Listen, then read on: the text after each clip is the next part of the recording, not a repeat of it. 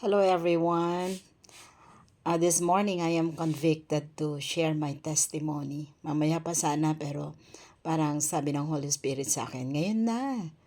No, so, naranasan ba ninyong nasa bingit ng kamatayan? And ano ang ginagawa ninyo habang nandun kayo? Kasi naranasan ko siya 5 times. Dahil 5 times akong na-opera.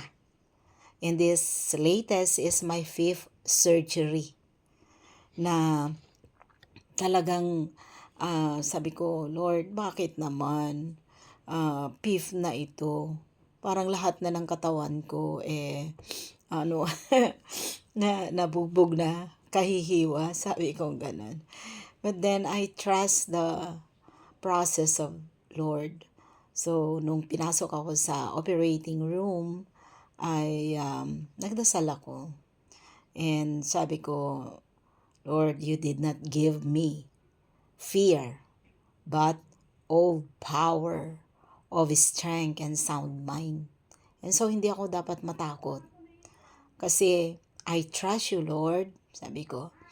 And so, nung na-injectan na ako ng anesthesia, alam ko kasi na makakatulog na ako that time. Pinuno ko yung isip ko ng pagpupuri sa Panginoon. So sabi ko, Hallelujah Lord Jesus, Hallelujah. I praise you Lord, I adore you O God. Only you shall I praise, sabi ko. So, inuulit-ulit ko yun sa utak ko, no? Sa isip ko hanggang wala na akong malay.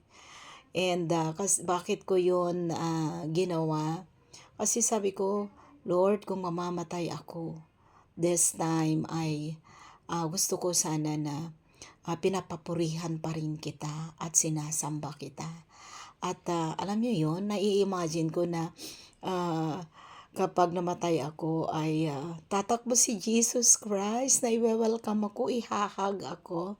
Ganon yung imagination ko. In case, sabi ko, kunin na ni Lord ang buhay ko.